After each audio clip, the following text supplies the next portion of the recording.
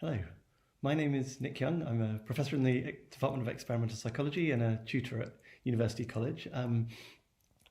Here we are in a slightly odd situation. Normally we'd be in a room discussing in person here in Oxford, and I'm sad that we're not able to do that this year. Nevertheless, I hope you get lots out of the UNIQ summer school this week, and that it convinces you that psychology is a great subject to study at university, and that Oxford would be a great place for you to come and study psychology. And I'll look forward to discussing some of the ideas I'll talk about today with you in a little bit. So, as the title says, I'm going to talk a bit about the psychology of learning and memory, and I'm going to frame that as a guide to how to study effectively, as evidenced by studies in experimental psychology. So I'm a cognitive psychologist. Cognitive psychology generally is interested in how people think, how the mind works. So we're interested in things like memory, language, how people solve problems, make decisions, and so on. And we want to understand how those things like memory and language and problem solving happen in the brain, and how we can understand how they work in the mind and brain, and what sort of computations underpin those sorts of functions.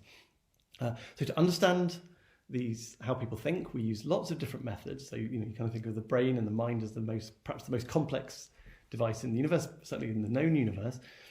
And so to understand it well, we're going to need lots of different approaches. And so as cognitive psychologists, we study people's behavior. So how do they actually use these functions in everyday life? We might look at neuropsychology, so how these functions break down as a function of brain damage or disease. Of course, increasingly we can use fantastic technologies for imaging the brain as people do tasks. And we might also build models using in computers of how these functions work. And cognitive psychology has many different applications, as you might expect if we're understanding how people think. So some of them are medical, so we might understand how these thought processes are disturbed or affected in psychiatric disorders, or as affected brain damage in neurology. There's lots of work in understanding how people work in the world, so human factors work. So if we understand how people process and use information, we can build systems to make that effective. We might think about how people make decisions is going to be important in organisations. And increasingly, as you probably know, people are increasingly interested in building computers that are intelligent, so artificial intelligence. And our brains are the best model that we have of what it means to be intelligent. And so understanding how people think and how people are able to exhibit intelligence is obviously going to be important for understanding how an artificial system might be intelligent. And an important application, the one that I'm going to talk about today, is going to be about education. So out of all these different methods and these many different applications, the ones I'm going to focus on today in terms of methods of behaviour, so I'm going to talk about lots of different tasks of experiments where we study how people learn and remember by giving them information, asking them to learn it and testing their memory for it. And I'm going to think particularly about how this work applies to education, and specifically perhaps your education. So I thought what I'd do is frame this research and discuss this psychology research in the context of how you might study effectively, and how you can use your understanding of your own memory, or human memory in general, to think about what's an effective way of remembering. And so the idea is we're going to look at how theories of memory and how memory works can tell us about what's an effective way to learn. And the starting point for that is thinking about a natural intuitive model of memory that as I'm going to say, is wrong, but a very natural way to think about memories. It's like a sort of mental storehouse of knowledge and facts, that what we're doing when we remember is we're taking information that we're thinking about right now and we're putting it in our memory system, and that later on, if we need that information again, we'll retrieve it, we'll bring it back to mind. And so memory is sort of like a mental storehouse, or like it's kind of as captured in this cartoon here, that what we're doing when we remember something is putting it away in our brain in case we need it later. And in many ways, that model of memory, that way of thinking about memory as a mental storehouse, is very much the way computers work as it happens. And so when computers store information in memory, it's literally kind of copying information into the memory, the hard drive, and bringing it back when it's needed. And so that's a useful way of thinking about memory, and a useful starting point. And in fact, it was the starting point for many models of memory as cognitive psychology developed in the sort of latter half of the last century, as captured, for example, by the multistore model of memory, which you might have come across if you're studying A-level psychology or just reading about psychology. So a kind of classic model of memory is thinking of it in terms of two main components. There's a sort of a working memory system, which is the information that you're actively thinking about right now. So it's a system for kind of keeping information active in memory online, for using it in the decisions and the problem solving and the discussions and the thought processes that you're having right now. So it's a very active form of memory. And then there's a second form of memory, which is our long-term memory, which is the stuff that we're not thinking about right now, but we know. So we don't. There's lots of things that we know that we're not currently thinking about, but if we need it, we can bring that information to mind.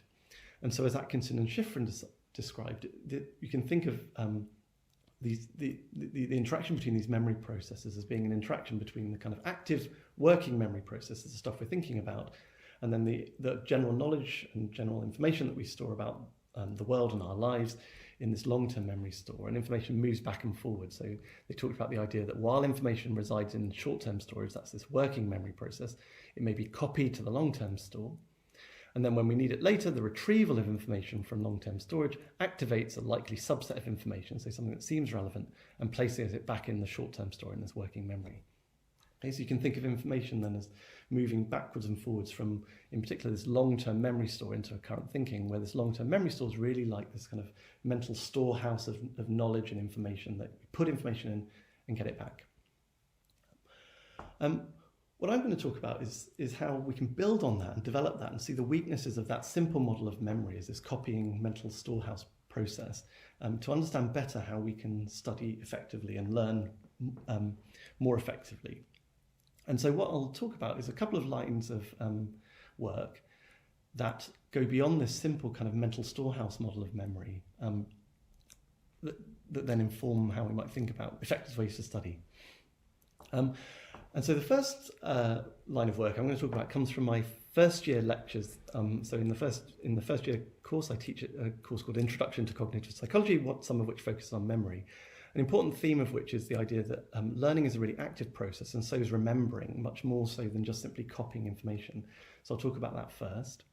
And then in the second half of this video, I'll talk about the idea that memory is a really active process in the sense that we're constantly thinking about what we're learning, reflecting on whether we're learning well or badly, and that we use that information to regulate how we go about learning and how we study.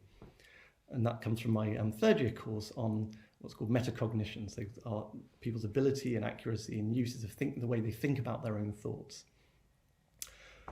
So let's start with that work from the first year lectures on Introduction to Cognitive Psychology. And the starting point for that is a kind of contrast idea to that idea of the multi-store model that Atkinson and Shiffrin and many other people were talking about. It's actually an older idea in many ways, but it goes back to Bartlett. So Bartlett was studying how people remember things like pictures and stories, and what he noticed was that not just that people's memory was imperfect, and that's generally you can imagine is the case if you study people's memory, they don't remember perfectly, but what Bartlett was really interested in was the kind of mistakes that people made. And he noticed that people, when remembering stories or pictures, tended to remember things in a way that was biased towards or influenced by the way they interpreted the information. So they would forget things that didn't fit with their understanding of what was happening in the picture or the story. And they would actually add stuff in that wasn't in the picture or the story if it fitted with the way they'd interpreted it. And so what these kinds of experiments that Bartlett did back in the 1920s and 30s told him was that remembering for him is not just this simple kind of copying process, but rather it's this, as he said, an active or imaginative reconstruction built out of past reactions or experience and a little outstanding detail. So the idea for Bartlett was that we're presented with lots of information in the world, and it might be the pictures or stories that he was showing people, but you can imagine in daily life there's lots of information constantly bombarding you from all sides in all different kind of things that you're seeing and hearing and so on. But what we store is not all of that information. We don't literally copy all of that. Instead, what we store really is critically something about the meaning and our interpretation of that, and maybe some key details as well. But fundamentally what we're storing is our understanding of that information, and that it's based on that understanding that later we're going to remember. So he talked about this idea of a reconstruction based on our understanding. And a critical part of that process then is our prior knowledge. So fundamentally what we're doing is when we're given information, we're relating it to what we already know and what we already understand about the world and the current situation. And we're interpreting the information that's coming in and based on that knowledge that helps us extract that meaning and store it. And then at the time of retrieval, we can flesh out that stored gist of an understanding of what's happened and the bit of detail with our prior knowledge to reconstruct that information. Okay? So memory then storage and retrieval becomes a really rich process of understanding and interpreting and reconstruction. A much more interesting and detailed process, I think, than simply kind of copying information backwards and forwards between a short-term store working memory and long-term memory. And this idea of memory as a reconstructive process really has important implications for how we think about effective ways of studying. And it really makes sense of what factors will determine whether we remember well or badly. And the critical idea is that we're going to remember well to the extent that we relate new information to what we already know and link it together so that we can extract useful meaning and understanding out of the information we're presented with. And to the extent that we understand, we're going to remember well. And to the extent that we don't understand and don't try and understand, we're going to remember badly. And that's really a theme of just a whole load of research in cognitive psychology. And I'll just tell you a few studies that make that point. So the first studies I'm going to talk about are ones that sort of show, here are some factors that because people aren't encouraged to understand or interpret and really think about the information, they don't remember well.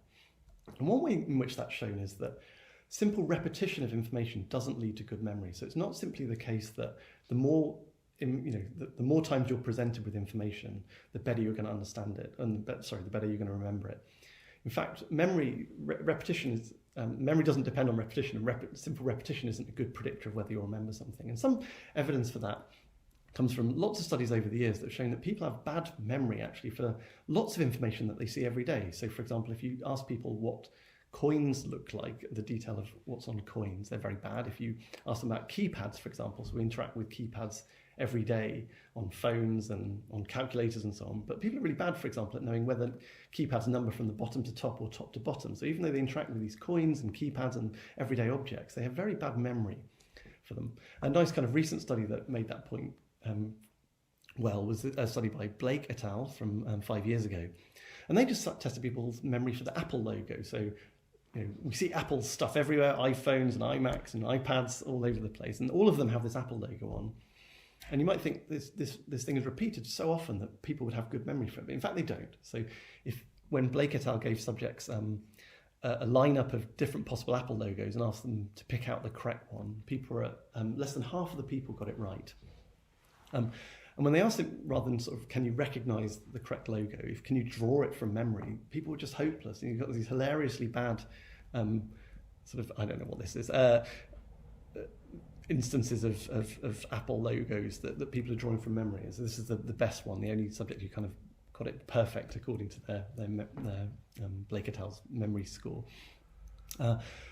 So simple repetition is a really bad way to learn. It just doesn't lead to effective learning. Now, one thing you might think is, well, of course, nobody's tried to learn the Apple logo because you never need to. Until you turn up to Blake et al.'s experiment, you're never going to be tested on it. So maybe people just haven't tried to learn. But it turns out that simply trying to learn, having the intention to remember, is also not a very effective way of studying and learning. And for example, here's a study by Hayden Jenkins that compared what we can call incidental learning, so what people learn just by kind of processing information and thinking about it, versus intentional learning, where people are told, okay, you're going to be tested on this, so learn it. And what Hayden Jenkins found, as many other people have since, is that actually simply telling people they're going to be tested up later on their memory, so they should try and learn information, doesn't improve their memory. So the way the experiment worked was subjects were given lists of words to learn.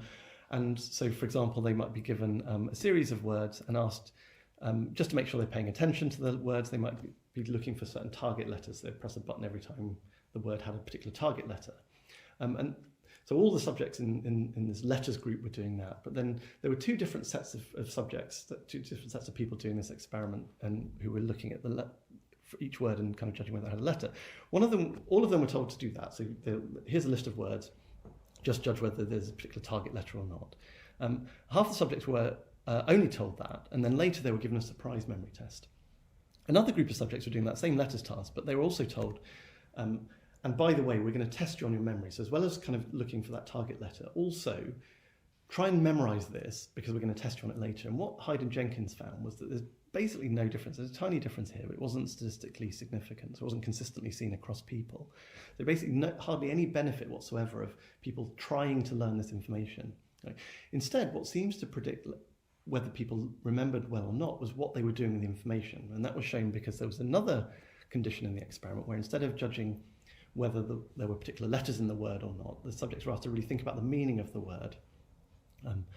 Whether, in this case, whether the word referred to a pleasant or an unpleasant thing, or how pleasant it was. And in this case, subjects who were doing that task remembered much better. Right? So what you can see here in when we put all the data together is that there's a big effect in terms of later memory. Sorry, I should have said what's plotted on the y-axis here is % correct recall in the memory test. There's a big effect of how people are thinking about the information. If they're thinking about superficial things like the letters, they don't remember very well. If they're thinking about the meaning of the words, they do much better. So big effect of what you do and very little effect of your intention. So when you're trying to learn it and study it for later memory tests, there's basically no benefit or a tiny benefit.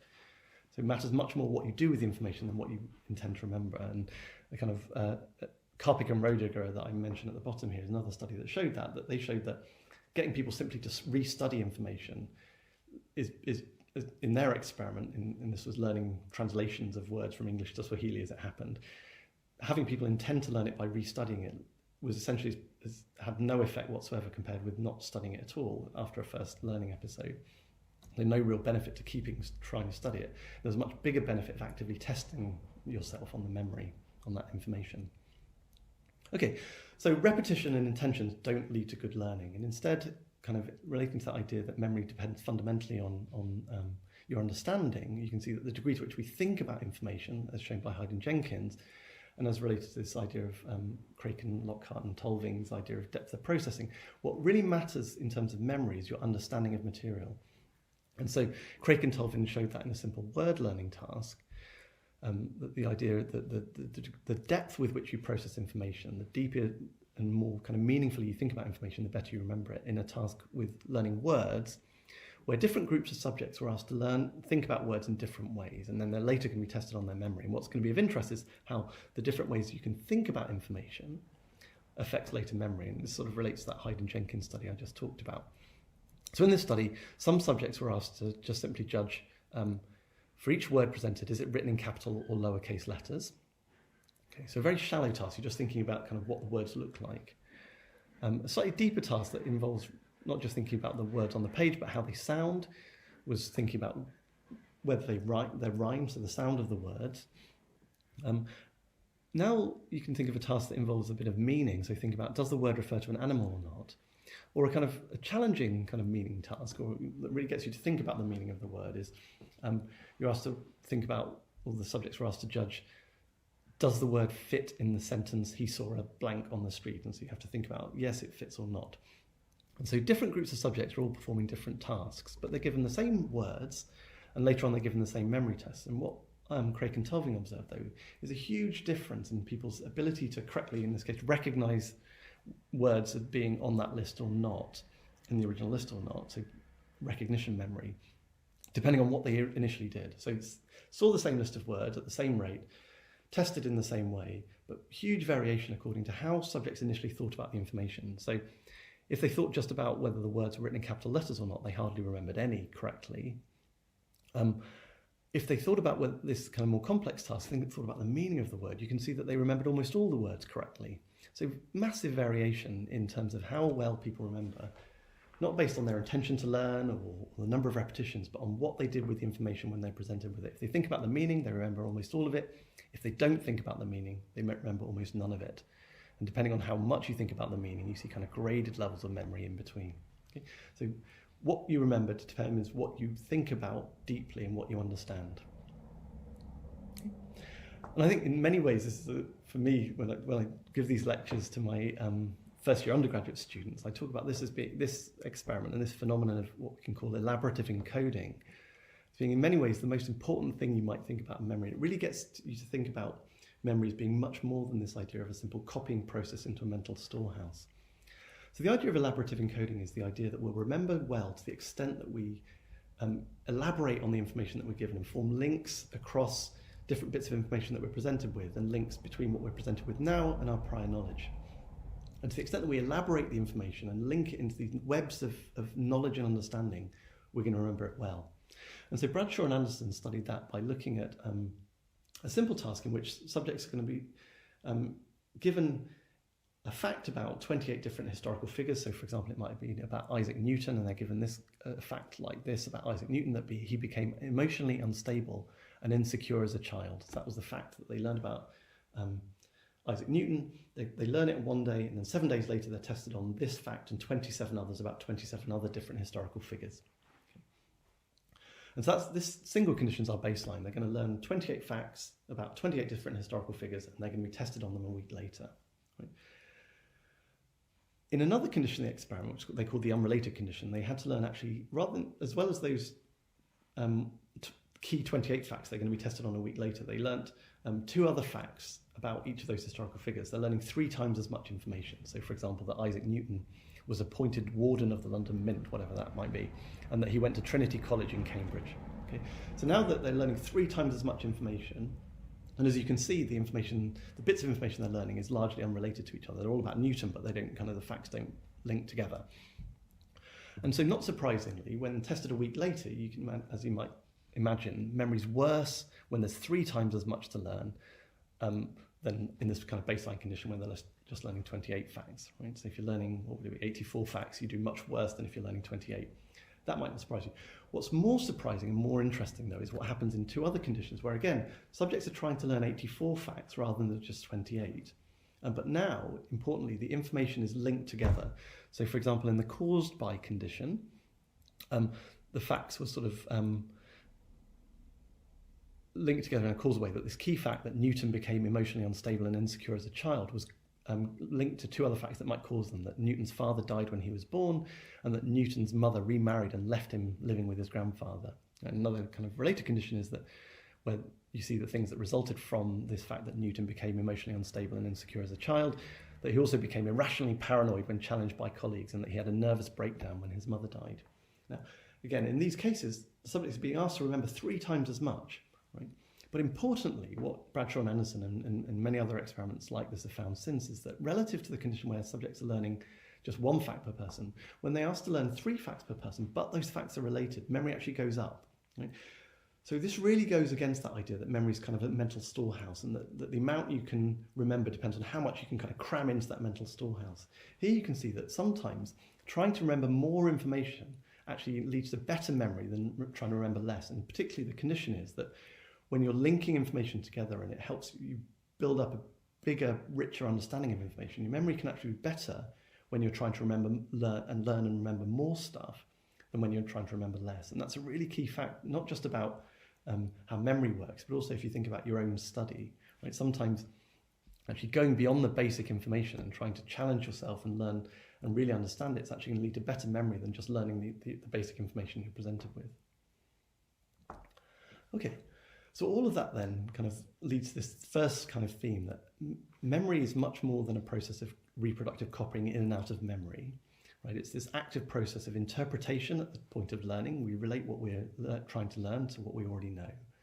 And that when we're trying to retrieve information, we're really reconstructing it based on that understanding. So to the extent the understanding was lacking at the time of learning, you're going to really remember badly. So it's really important when you're trying to learn to do it actively, not just kind of sit there reading through notes, but really try and understand it, kind of do mind maps, try to kind of make condensed notes, test yourself, and also not be afraid to try and learn more, because sometimes the best way to learn things you already know and consolidate that old knowledge is actually to try and learn new things that link that existing knowledge together. So that process of active learning. Okay. So that's some information from the first year course. I'll take a quick sip of water. And then talk about some research and ideas from my 3rd year course on metacognition. And particularly I'm going to focus on the idea of meta-memory, that people are constantly thinking about their memory and what they're learning.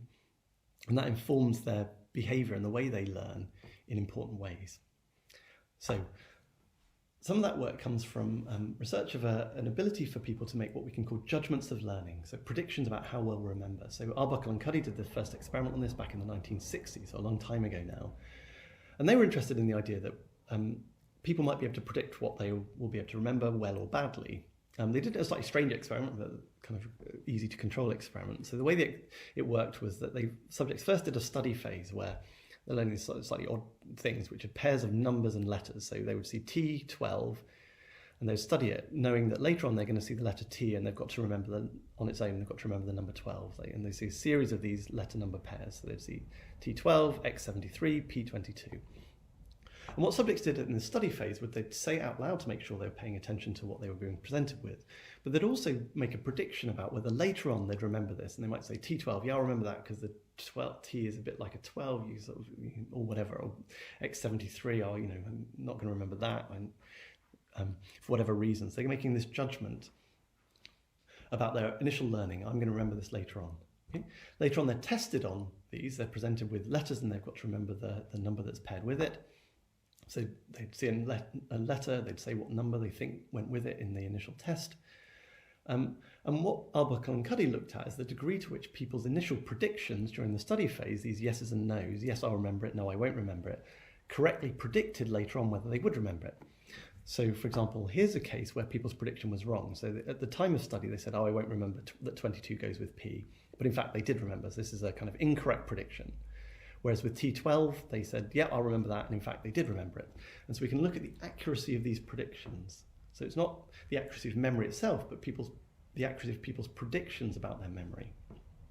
And it turned out that people could do it pretty well, but not perfectly. This is what's plotted here. So what is shown here is performance in the memory test, in this recall later on, as a function of whether at the time of learning, subjects predicted that they'd forget it or predicted that they'd recall it. And you can see that in this case, there was just 4 subjects in the experiment, but you see this effect pretty robustly, pretty consistently if you do this test, that generally the lines slope upwards, which means that people remembered better for items that they thought they'd remember better than items that they thought they'd forget.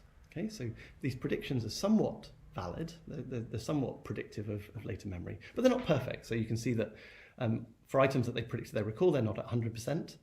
Right? And conversely, for items that they predicted they forget, they're not at 0%. So they're not perfect in these predictions, even if they're pretty good. Okay. Now this idea of that people make judgments of learning becomes important for thinking about your learning or anyone's learning when we realise that these judgments of learning, JOLs, play an important role in the way people decide how to learn themselves. And in particular, there have been a lot of studies over the years on how these judgments of learning that people make at the time that they first learn information is really strongly predictive of what information they choose to study later on. This was a study by Nelson et al., for example, that was getting people to try and learn Swahili English translation, so a simple kind of vocabulary learning task. And in this experiment, the way it worked was that subjects would initially kind of learn a series of Swahili English translations. They might learn, the only one I remember is Mashua means boat. They would study these. At the time they studied them, they'd make a prediction about how well they'd remember it, in this case on a rating scale, like I'm 100% sure I'll remember it, or I'm absolutely certain, 0% sure I'll remember it later on. Having had a first go at learning and made these predictions about whether they'll remember, they're then given the option of restudying some number of those items, okay? And I think they were given the chance to restudy about half of them. And what Nelson et al. Observed, and many people have seen since in experiments, is that people's initial judgments of learning are very strongly predictive of which items they tend to choose to restudy later on. If people think they learned it well in the first instance, they choose not to restudy it. The likelihood of restudying it's very low. That's what's plotted on the y-axis here. Not how well people remember things, but the likelihood that they'll choose to restudy that item out of the selection of items they could restudy. So for items that they said they thought they'd learned well, they chose not to restudy those items. For the items that they gave these low judgments of learning to, they thought, I'm not going to remember this later on. They're the ones they really chose to restudy again later on, to kind of reconsolidate that memory. Okay. So people make these judgments of learning and they use them to inform how they study. And so you can think then of memory, not just as this process of kind of encoding and retrieval, but as actually embedded in this sort of feedback loop where after we try to learn something, we think about our learning and then we act based on that thinking, that reflection, that evaluation of our memory to make important choices about how we study. So it might be, do I restudy this or that? Or it might be kind of an even broader decision of, have I learned enough that means that today I don't need to go to the library, and I can take the day off, study, or move on to a different topic, or, versus kind of, I better go to the library today, I learnt that, but I've got a test coming up and I really have to study it. So you can think of memory as this really active process that involves kind of us reflecting on our own learning, and this idea of self-regulated learning. We're thinking about what we're learning ourselves and making decisions about how to study based on that. Now, so you can think of this sort of feedback loop, and that becomes important when we realise that people's judgments of learning, these predictions about memory, aren't always accurate, and this gives us some important insights that then become relevant to education.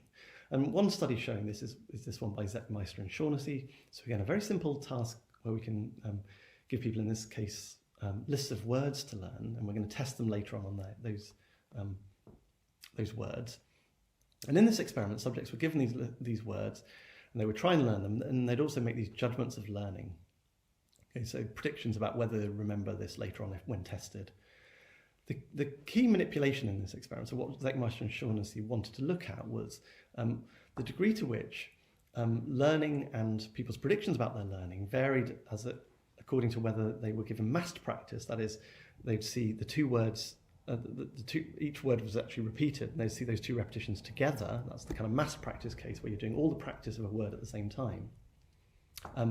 Versus this distributed practice case where you'd see a word, then you see a bunch of other words, and then you see that word again. And so that's the case where the practice is for a given item, your attempts to learn it are mixed in with other learning of other words, other items. And what Zeckmeister and Shaughnessy showed in their data, importantly, is a different pattern when you look at people's actual learning and their predictions about their learning. So firstly, if you look at their predictions about their learning, that's these white open circles, you can see that they think they're going to learn better in the massed practice case than the distributed practice case. Their predictions about their judgments of learning, their predictions about what they'll remember, are higher in the massed practice case than in the distributed practice case. But in fact, when you look at what they remembered, that's in the filled circles here, their memory was actually better the other way around. So their memory was better in the distributed practice case than the massed practice case. And findings like these have been really important in education and thinking about important barriers to learning that particularly associated with the researchers Bjork and Bjork, who talk about this idea of desirable difficulties. That there are certain things in learning that feel hard, but actually are really effective ways to learn. So they're difficulties, so their experience is difficult by the learner, but they're desirable because they result in good learning. And what the thought is that this becomes really important for thinking about education and how students learn, because there are a bunch of things, and a few of them are listed here, like spacing of study and practice, like Zeckmeister and Shaughnessy showed, interleaving study, so kind of studying one thing and then another and then going back to the first thing, studying things in lots of different ways, and testing yourself rather than studying. So a bunch of ways of studying that students tend to prefer not to do because they feel hard and effortful, but nevertheless they ought to be doing because they lead to good memory. And so there's a kind of a key idea that's explored in the psychology and education research and practice of importantly distinguishing how it feels at the time. That's the kind of performance aspect of this. There are certain things you can do, like massing practice, that feel really good. It feels like you're really making progress, but that don't lead to good learning. So there's dissociation between your performance at the time and your eventual learning. That have been a lot explored, and this research in metacognition really helps us understand these conditions, where we can identify situations where students might find things really difficult and so be disinclined to do it, but might nevertheless benefit. And so as educators, we might think of ways of designing our curriculums, but also encouraging and teaching our students and encouraging them to adopt these good study practices, even if they don't feel effective to them. And if you're interested in kind of learning more about this, there's a really nice blog by a bunch of learning scientists, and they've got a learning scientist blog that's the link to here, where they talk about lots of emerging research on topics like this. Applied to education is a really interesting and useful blog.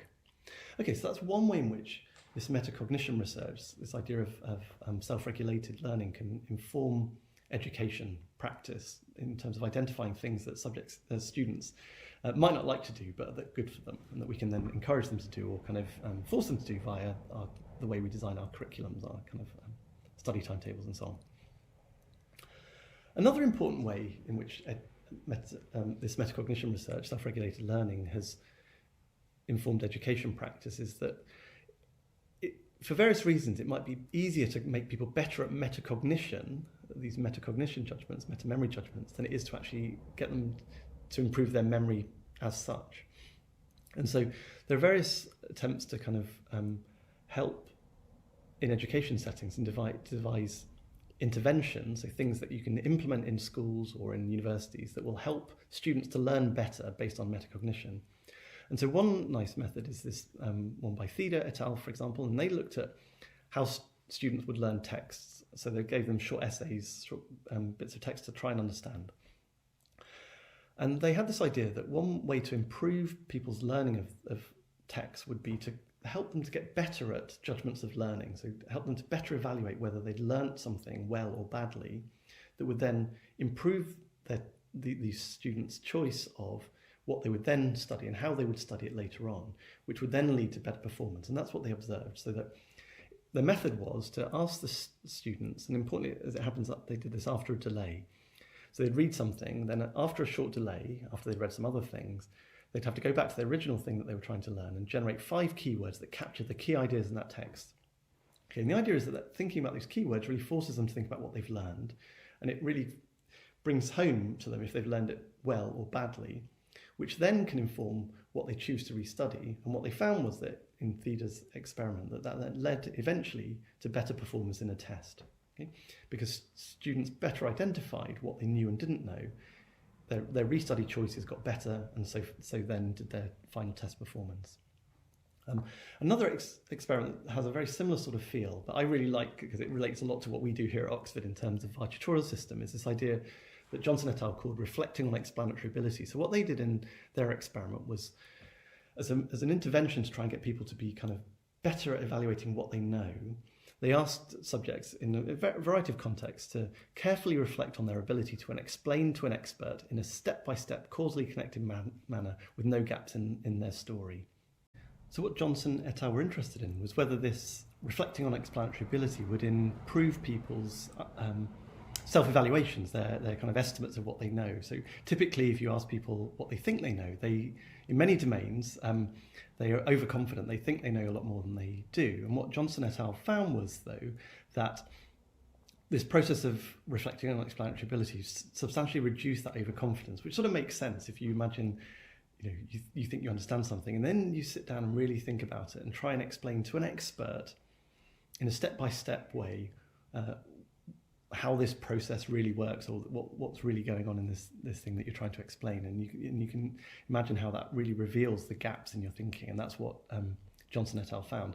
And one way I really like that is that I think it relates in many ways to what we do here at Oxford. So typically our students spend a week where at the start of the week they'll go to some lectures learning about a topic. They'll go then, based on the reading list, do some independent reading and thinking and write an essay. And then at the end of the week they'll have a tutorial where their job is going to be to explain and carefully reflect on their ability to explain to an expert, the tutor, in a step-by-step way what they think and why they think it. And so I think one of the reasons that the tutorial system works really, really well is that built into it is this metacognitive self-regulated learning process of reflecting on explanatory ability. So I like this study as a link to the way we teach and learn here at Oxford. Okay, so that then is some ideas about how we can look at the cognitive psychology of memory and how we can understand the processes and mechanisms of memory to try and inform not just our understanding of the memory process itself, but practically how can we help and inform and guide students to study more effectively. And we've seen 2 main themes. So the first one from my prelims first year lectures is this idea of memory as an active process of reconstruction, where a key theme is that you need to be actively using information or you're going to lose it. That to the extent that you, as a learner, are integrating information and understanding it and linking it together and linking it to what you already know, you'll remember it well. To the extent that you don't understand it, you'll tend to remember badly. So understanding is really the key to effective memory. And then the second theme is this idea that memory is a very rich process. It's not just in the simple process of how we kind of encode and retrieve information from memory through this rich process of reconstruction, but we're also very active learners in the way that we think about our own learning and self-regulate our learning processes. So that, for example, we evaluate whether we're learning well or badly, often effectively, but sometimes incorrectly, and that this idea of desirable difficulty, something that feel hard, are actually very effective ways to study. And so we as teachers need to encourage our students to engage in those kind of difficult but effective learning behaviours, and you as a student kind of knowing that might kind of be on board with that. But there are also ways to make yourself better at knowing what you do and don't know. For example, using these test yourself or reflecting on explanatory abilities. As it happens, that works particularly well if there's a break between your study and when you evaluate yourself. So ways in which then our theories of memory and how the richness of that process of learning and memory can inform effective study. And I hope you found that useful, and I'll look forward to discussing with you. Thank you.